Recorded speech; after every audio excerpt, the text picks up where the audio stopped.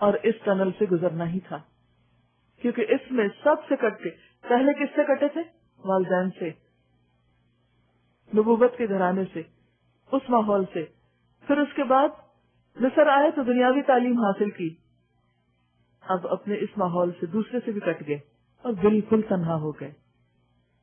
صرف سوائے چند قیدیوں کے اور کون تھا وہاں؟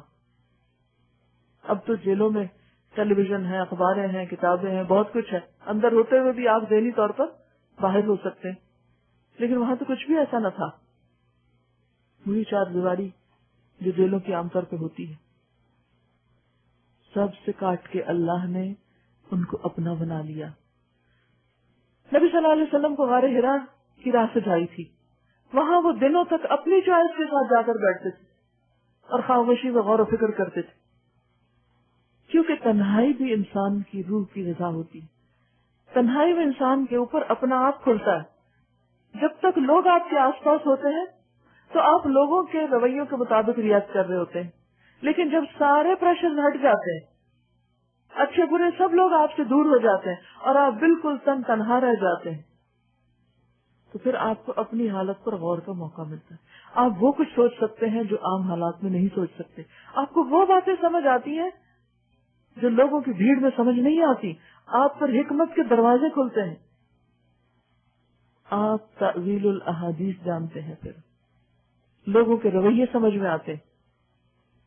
آپ دیکھیے خصوصاً انسان پہ جب کوئی برا وقت ہوتا ہے نا، اس وقت ایک ایک شخص پہچانا جاتا ہے کون آپ کا کتنا ہمدرد ہے.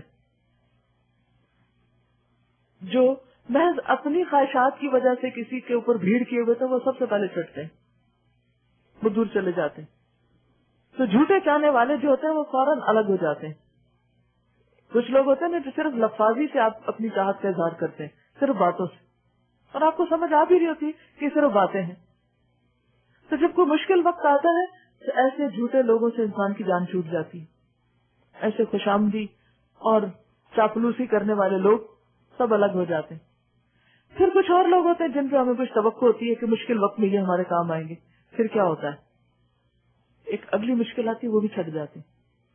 پھر ایک اور مشکل آتی ہے، وہ جو اور قریب ہوتے ہیں وہ بھی الگ ہو جاتے ہیں، حتیٰ کہ انسان تنہا ہو جاتا ہے. پھر یہ وقت ہوتا ہے کہ جب انسان اللہ کے لیے خالص ہوتا ہے، اور یہ اس کے بغیر ہو نہیں سکتا. لوگوں کی بھیڑ میں آپ اللہ کے لیے خالص ہو ہی نہیں سکتے. اس کے لیے تنہائی اور جیل ضروری ہوتی ہے. اور یہی انسان کو پھر معاملہ فہمی آتی، یہی انسان کو گہری باتیں سمجھ میں آتی، یہی انسان کو انسانوں کے مختلف رویے سمجھ میں آتے. وہی لوگ جو کل تک چکنی چپڑی باتیں کرتے تھے، وہی لوگ جو اپنی محبتوں کا یقین دلاتے تھے، وہ کہاں گئے آج؟ وہ کیوں نظر پھیر لی انہوں نے؟ کیوں ان کے دل بدل گئے؟ کیوں ان کی توجہات بدل گئیں؟ کیونکہ انسان کی تو حقیقت ہی یہی ہے، اس کی تو لمٹس ہیں. ان لمیٹڈ محبت تو صرف اللہ سے ملا کرتی ہے. ان گنت خزانے تو صرف رب دیا کرتا ہے. اور ہم لوگوں ہی کے پیچھے بھاگتے رہتے ہیں، لوگوں پہ ہی تکیہ کیے رکھتے ہیں، لوگوں سے توقعات رکھتے ہیں. اور اس کا نقصان کیا ہوتا ہے؟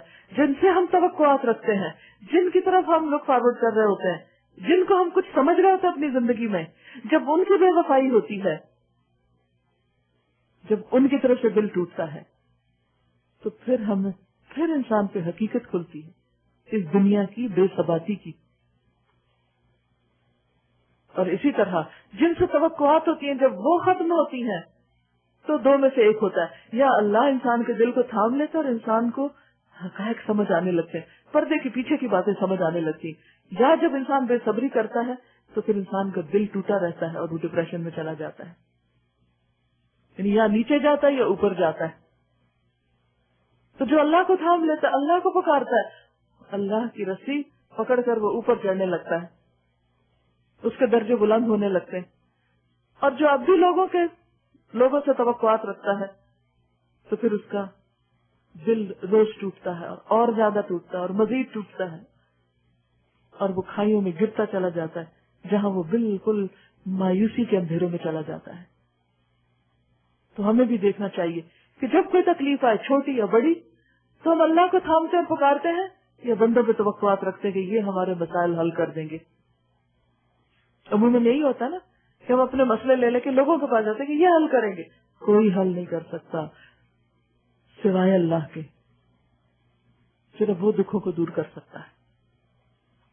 بندے تو خود کمزور ہیں. فقراء واللہ هو الغنی الحمید. اور جب انسان کو اللہ پر بھروسہ ہو جاتا ہے تو اس کے سارے غم دور ہو جاتے ہیں. وہ تنہائیوں میں بھی مسکرا سکتا ہے, وہ تنہائیوں میں بھی خوش رہتا ہے, وہ تنہائی میں بھی مطمئن رہتا ہے. پھر وہ مثبت کام کرنے کے قابل ہوتا ہے. پھر اس کی اصل صلاحیتیں باہر آتی. جیسے زلزلے آتے ہیں, پہاڑ ٹوٹتے ہیں تو چشمے اندر سے نکلتے ہیں. انسانی زندگی میں بھی زلزلے آتے ہیں تو ہماری خیر باہر نکلتی, پھر ہمارا اصل باہر آتا ہے. وہ جو خزانہ اندر اللہ نے ہمارے چھپا کے رکھا ہوا ہے وہ باہر نکلنے لگتا ہے, وہ ابلنے لگتا ہے, پھر دنیا کو اس کا فیض پہنچتا ہے.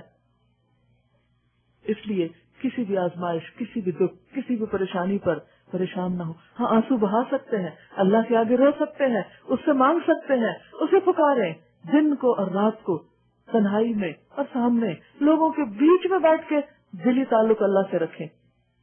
پھر آپ دیکھیں کہ آپ اس جینے کی لذت بھی پائیں گے اور انشاءاللہ اگلی لذت بھی. اب کیا ہوتا ہے, وَدَخَلَ مَعَهُ السِّجْنَ فَتَيَانِ, قید خانے میں 2 غلام اور بھی اس کے ساتھ داخل ہوئے. جب وہ اندر جا رہے تھے تو 2 اور بھی جا رہے تھے. تو ہوتا ہے نا کہ جب ایک بیچ کے لوگ ہوتے ہیں تو ان کی آپس میں کچھ سلام دعا ہو جاتی ہے, ایک جیسا غم ہوتا ہے, ایک جیسے معاملے ہوتے ہیں, تو ذرا تعلق زیادہ ہوتا ہے باقیوں کی نسبت. ایک روز ان میں سے ایک نے اس سے کہا, میں نے خواب میں دیکھا ہے میں شراب کشید کر رہا ہوں. دوسرے نے کہا, میں نے دیکھا میرے سر پہ روٹیاں رکھی اور پرندے ان کو کھا رہے ہیں. دونوں نے کہا, ہمیں اس کی تعبیر بتائیے, ہم دیکھتے ہیں کہ آپ ایک نیک آدمی ہیں. نیکی چہرے سے نظر آتی, نیکی رویے سے نظر آتی, محسن اپنے عمل سے پہچانا جاتا ہے, باتوں سے نہیں. وہ کہتے ہیں, انا نراک من المحسنین, آپ کے اندر ہمیں بڑی خیر و بھلائی نظر آ رہی ہے. سارے لوگوں کو چھوڑ کر وہ یوسف کے پاس جاتے ہیں, ہمیں خواب کی تعبیر بتا دیجیے. آپ دیکھیے کہ ہر انسان کے اندر کچھ ایسی وائبز آتی ہیں کہ آپ کو پتہ چل جاتا ہے کہ یہ کتنا خیر خواہ ہے, کتنا مخلص ہے, اس سے کیا بات کہی جا سکتی, کتنی کی جا سکتی ہے, کہاں تک اس کو بتایا اور سنایا اور اپنا ہمدرد بنایا جا سکتا ہے. تو وہ بھی تھے تو عام قیدی, لیکن سمجھ گئے کہ یوسف مختلف انسان ہے. کہتے ہیں, نبئنا بتاویلی, ہمیں اس کا مطلب بتائیے. اور یہاں بھی آپ دیکھیے, جیسے شروع میں نے کہا تھا کہ خوابوں کا ہماری زندگی پر اثر ہوتا ہے. خواب سچے بھی ہوتے ہیں, اور سچے خواب کے لیے ضروری نہیں کہ مسلمان ہی ہو, ضروری نہیں کہ بہت ایماندار ہو, متقی پرہیزگاری ہو. سچا خواب کسی کو بھی آ سکتا ہے.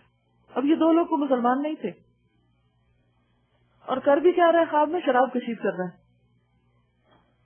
لیکن اس کا بھی کچھ مطلب تھا. یوسف علیہ السلام کو تبلیغ کا موقع اب ہاتھ آیا.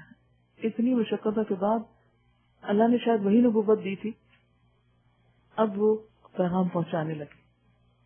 اتنا عرصہ کام کر کے, اتنا عرصہ احسان کر کے اپنا ایک امیج بنایا. ہم صرف 4 باتیں پڑھ کے مبلغ بن جاتے ہیں اور پھر ہماری کوئی سنتا نہیں, کیونکہ ہمارے رویے نہیں تبدیل ہوتے, ہمارے معاملات میں احسان نہیں آتا, لہذا ہماری تبلیغ بالکل بیکار اور بے اثر ہوتی ہے.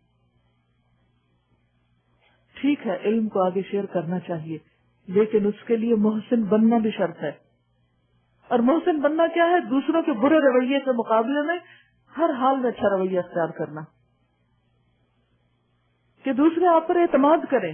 جب تک آپ کا اعتماد کسی سوسائٹی میں نہیں ہوتا, لوگ آپ پر ٹرسٹ نہیں کرتے, وہ آپ کی بات نہیں سن سکتے. اور یہ بات سمجھ نہیں آتی لوگوں کو.